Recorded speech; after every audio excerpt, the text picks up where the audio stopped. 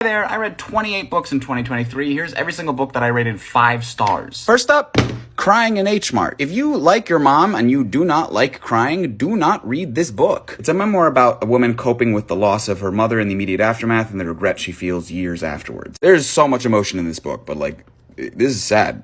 This book is sad. Next up, Educated, another memoir written by another woman. It's about a woman that is raised in a Mormon survivalist family, and the things that happen in this book are actually insanity. It's probably the most gripping nonfiction I've ever read. And it is so well written. Oh my god, this book is so fucking gorgeous. Next book, The Stranger by Albert Camus. This book was so much funnier than I thought it was going to be. If you like French things and absurdism, this is a good book. It's about this weirdly emotionless guy that, through a series of unfortunate events, finds himself on trial for murder. The first line is literally, "Mama died today," or yesterday maybe. I don't know. Next up is I'm Glad My Mom Died by Jeanette McCurdy. This book deserves all the hype it has been getting. It is funny, poignant, moving, depressing, all of the adjectives. And I guess I just really like memoirs written by women. Next on the list, All the Light We Cannot See by Anthony Doerr. It's a historical fiction, World War II is a blind girl and there's like a Nazi kid. This book has some of the most gorgeous imagery I've ever seen in my entire life. I keep seeing people say, this book could have been half the size if, they didn't spend so much time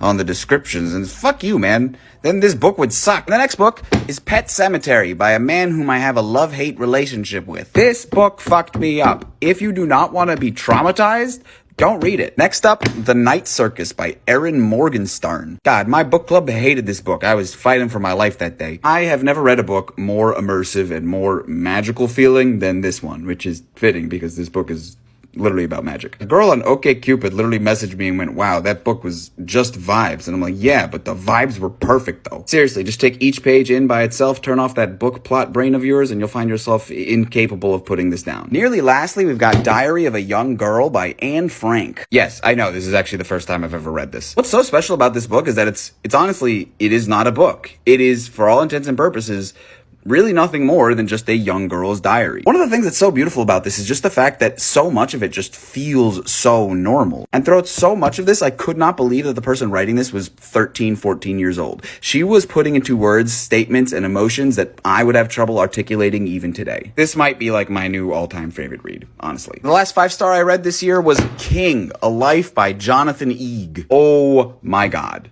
Oh my god. I cannot stress how perfect of a fucking book this is. Obviously, it's a biography on Martin Luther King. It's very new. First off, the level of detail that just went into making this tome of a book is absolutely unbelievable. Just the hundreds of people that were interviewed, to the thousands of articles and journals and books that were read in order to compile this. It is